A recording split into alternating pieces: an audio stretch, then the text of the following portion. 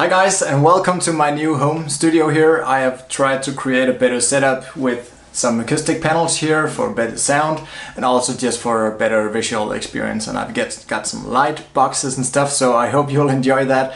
I'm trying to get settled here in our new house. It takes a while to get the right setup. So in this video I want to talk a bit about how Corona and this whole COVID pandemic thing is affecting our sites as bloggers, and also I'll give you some updates on a few of my sites, specifically Sewing Machine Talk, and I'll also talk a bit about Go Downsize. I guess I've had some luck when it comes to the whole COVID situation. But we'll look at which sites, niches and verticals or whatever benefit from this whole pandemic situation and who's getting hit the hardest. So of course some are seeing upward trends and others are losing traffic. That's how it is when stuff like this happens. And if you just listen to the media, you'll hear that all businesses are suffering and all this bad, but that's definitely not the case for us as bloggers. I've talked to Ezoic and AdThrive, and they tell me that across, all verticals, niches and so on, across all the sites they have in their companies, all the sites they serve ads on, they see upward trends. So we've seen more traffic across all our sites in 2020, and that's probably also going to be the case in 2021, as this pandemic thing is not going away as quickly as we hoped. So there's more traffic for all us bloggers because people have more time. People are working from home, so if you're not homeschooling and you don't have kids and toddlers running around you 24/7, if that's not the case, then you have more time. Families are definitely struggling, but overall, Google is sending more traffic in 2020 because we have more time. But also we have more money to spend, because if you cannot travel and if you cannot go out to eat, you cannot maybe even visit stores. Right now here in Denmark, all stores are closed and they've been so for a while. So of course, if you cannot spend money offline or in the real world, you will have to spend them in the online world. So that means that e-commerce stores are having great times these days, and when e-commerce revenue goes up, that also means more digital advertisers. We've seen a lot new e-commerce stores, many companies, even like regular stores, creating that extra leg of income for them. So they need to create an online presence, and that also means they need to advertise online. So not only have we seen more traffic, overall we've also seen much more money being spent in digital advertising. So let's talk a little bit about my site, Sewing Machine Talk. I revealed this site a couple of times here on the channel, and you've seen that site. So I haven't talked a lot about it recently, also because it's not a huge passion project for me. But in 2020, I added 40 new articles, and I want to show you a bit about what's going on the site, traffic-wise, and also when it comes to monetization from ads and affiliate. So come over here to my analytics and see what's going on. So here's some data. As you can see, it had quite a lot of traffic here in the beginning of the Corona thing. So this was a very good day for me with this site, and this over here was a pretty bad day, obviously. But I'll come back to exactly what happened around this period here, because it's actually kind of interesting and it deserves its own video. So of course, subscribe to the channel if you like this content, and also if you want to see that video. Yeah, so you can see here it had around 385,000 page views over 2020, and that's around 34,000 page views on average per month. And we'll come back to the earnings and also what's happening with the Ezoic in a second, but I just want to quickly show you here the demographics for the site, so you can better understand who's on the site. So it's a fairly young audience, between 25 and 34, and it's a female audience, which makes sense because it's about sewing machines and stuff, right? And if we go to the geographical location, you'll also be able to see, like this pie chart here, that 56% of the traffic is from the United States. Then we have the US and Australia and Canada and Australia, and it looks like it typically does with my sites. Like if you take the main English-speaking countries, that will make up of about around 75% of the traffic. So now let's head over to the more interesting part to see what's going on with Ezoic. And if you haven't seen the Ezoic analytics here, it's one of the best by far. The analytics report here and the data you have with Ezoic is just awesome. So of course it follows the same trend here. You see I have a pretty good spike here, and when there's less traffic, of course it goes down. I zoomed out a little bit more here, so I have all of 2020, and also I included the first 21 days here from 2021, just to show you how the revenue is evolving, because this is the overall revenue per day with the site. And you can see here that it's going up and up and up, and that's how it normally is over the years. So we have some crazy stuff going on here during the Corona start. So here after January 1st or here after Christmas, normally we see a pretty huge drop in ad earnings. It's just because it's a new year. It's a new ad budget for all the companies. We always see some of the lowest payouts, the lowest RPMs, meaning earnings per 1,000 page views during the beginning of a year. And if we go over here to look at the EMPV, it's how much the site is making in revenue per 1,000 visitors. You see here that has a pretty steady growth. And I like to see that here during the beginning of 2021, it hasn't gone back to where it started. So it started around 10 or 10 to 15 on a really good day. And now it's averaging around 20. So it's going in the right direction here. And as you could see, the traffic over this period here has been pretty stable. It's starting here at one of the lowest point of the year at 20. So I'm sure it will go to 25 or maybe 28 or maybe even 30 during 2021 without me doing anything, just because the whole system behind Ezoic has more data to work with, so they know which type of ads to show to which user and all that good stuff. So that's just one of the really great benefits of working with Ezoic. So the total earnings for 2020 was $5,937. It's a little higher here because we included the first part of the year here. So with ads it made close to $6,000, and the affiliate earnings was a little more than $1,000. So it's not doing so well with affiliate earnings, I would say. Normally I'd like to see like a 50-50 split. Many times it doesn't happen. That's also because where I am right now with my business, it's easier for me to scale on the content side of things, to just produce more content. And then often I don't get to the part where I put affiliate links in all the articles. So it's just easier for me to produce more content and earn more money with ads. But I do like to see that my sites are making more closer to a 50-50 split between ads and affiliate. So that hasn't happened yet. And I've been trying to send people to a few different affiliate programs. I send a lot of traffic to, I believe it was Wayfair, and they just didn't convert like at all. I also tried another store, I can't remember the name right now, but it was a site specifically about sewing machines. So I thought that would do pretty well because they had an okay rating and okay scores. I believe it was with share sale, but they also really didn't convert well.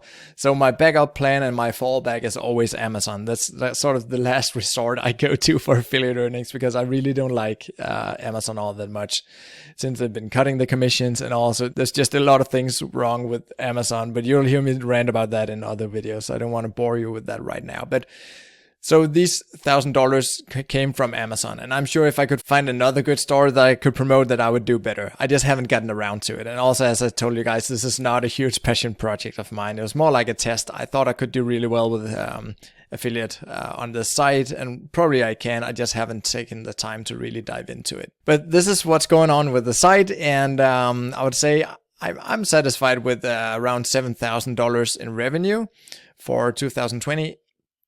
I wrote the first many articles myself, and I think these 40 articles that I put on the site during 2020 are the only articles that I've outsourced. So if you do the math here, I believe I paid 2 cents per word. If it's 40 articles at around 1,500 words, that's around $30 per article. So I put around $1,200 into the site, and then of course a month or two of my own time, and it made close to $7,000 in revenue. And I'm sure that will be more next year. Maybe it's 10 grand or more, or maybe I'll just sell the site.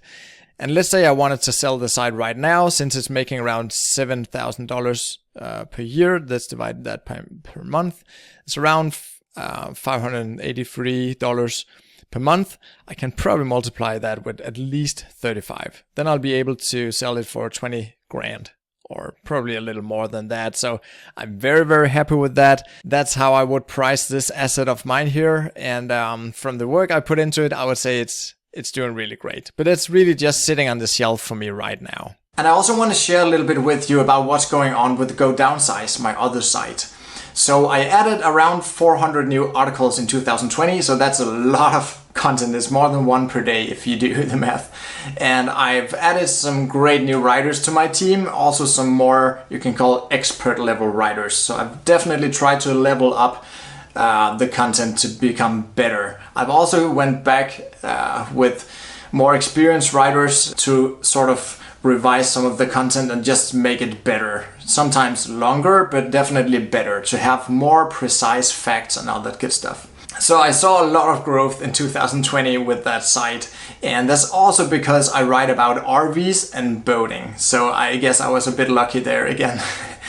Because if you cannot travel by airplane or even abroad like at all, you will probably have to go on vacation in a camper or in an RV or on a boat. So we did see the market for used RVs just explode, and also the same for boating. So those were definitely two good niches for me to be in 2020. Some of my other sites also saw some good traffic increase, and others were just like really flat. I didn't have any sites that got smashed. I don't have like a regular travel site. I also don't have like a food blogging site. So I'll come back to which niches are getting hit the hardest and who's losing traffic, and some niches that I wouldn't go into right now because we just don't know what tomorrow looks like with the pandemic going on, and that might also spawn other problems. I mean, there could be a recession eventually if things really continue to get worse. And also right now we have a pretty crazy political landscape globally, I'd say, with a crazy presidential election in the States. So there's just a lot of things going on, and you can say this is a great time to add a new revenue stream to your income, because who knows what the job situation and even the world looks like in 2, 5, 10 years. So I'd say if you're wondering if the whole COVID situation has made sort of blogging obsolete, or if it's a bad or a good time to start blogging, I'd say it's a great time, because if anything, COVID has definitely helped us as bloggers, because more traffic, more digital ad spend, but also really if you don't know what your job situation looks like, it's a great idea to create that additional revenue stream. So this shift from offline commerce to e-commerce, I mean, so many stores moving digital these days because they have to. Also, if they want to prepare for potential other pandemic situation. I mean, people learned their lesson right now, and we have so many offline stores, even small like hairdressers, like little stores on the corner everywhere need to get online at least, so people can buy from them during a lockdown like this. So that means that we have way more advertisers also after this pandemic, because we saw a lot of companies moving online. That also means that a lot of us was forced to shop online, because if you cannot go to the local store, you'll have to go online. So if that was a big thing for you, maybe your parents, maybe even your grandparents, maybe this was the first time ever they would shop online, and they had to do so because you would have to get it delivered at your doorstep or buy it online and go and pick it up or something like that if all the stores are closed. So that means that after this whole pandemic is over, hopefully soon, we will see a lot more e-commerce going on just generally. And that means that bloggers will make more money because e-commerce products are moved with digital ads, and a big chunk of that is what we can monetize with affiliate links or just with ads on those articles, teaching people how to do that, which product to buy and how to make it work. You know, all this content that we can offer everybody around this whole e-commerce experience. So let's talk a bit about who's up and who's down when it comes to niches, like who won this Corona lottery in the whole blogger space. So let's talk first about who really won here. So of course, we see a lot more traffic to everything around the home and around the garden, and also DIY and craft. And also niches like homeschooling, of course, this is huge in the US. It's almost non-existent here in Scandinavia and Northern Europe, but for our US audience, this is huge. And entertainment and all family matters. And if you think about the home and the garden thing, here in Denmark, I just heard a crazy statistic. 2020 had more houses sold than 2011 and 12 combined. So we did see a huge spike in house sales. That also means that people need a lot of new stuff for their house. And I'm one of those guys. Maria and I and Max bought this house, as you probably know, and I've been shopping so much online because you need so much new crap when you move to a new space. So those are some of the verticals where we did see an upward trend. And if we look at the other side of the coin, like blogs who really got hit hard by the corona thing, we are looking at everything travel, of course, but also restaurants. And we can look a bit here at Google Trends just to see how bad it was and how good it was for some bloggers. For example, homeschooling.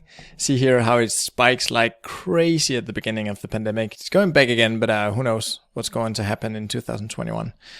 Gardening, for example, also had a very good year in 2020. And of course here I'm looking at the past 5 years for the United States. You'll see here how 2020 was very, very different when compared to 2019 and the previous years. Something else, takeaway food, spiking like crazy in 2020, also very interesting. So it doesn't mean like all food related topics are going down, just because restaurants are shutting down. So this could be an idea to just pivot around a few new categories and come back with some other types of content on your site if you're getting hit hard. But of course, there are some niches where it's really, really tough these days. For example, cruises. I mean, who want to go on a cruise ship right now after all these horrible stories of people getting stuck there and stuff? So see how that's just completely dying out here. So it's a great tool here to see what's going on, and a tool that I use a lot when I look at niches and topics and stuff. So of course it's impossible to say if this COVID situation is going away anytime soon. But I would say start a site now if you haven't done so already, and start monetizing and dive into new verticals, because this blogging business is just awesome. And we did see overall a very, very good upward trend. When most businesses were shutting down and really getting into this crisis mode, bloggers and e-commerce and everything business digitally just went up and up. So it's a great time to move online and to create that blog or go about that blogging adventure if that's inside you. So I'll also show some statistics soon and show you one article in particular from Sewing Machine Talk that went completely crazy. It just had so much traffic, and I want to put that in a separate video. So if you want to get these updates and if you find this information here helpful, remember to subscribe and give this video a thumbs up. I'll see you guys soon.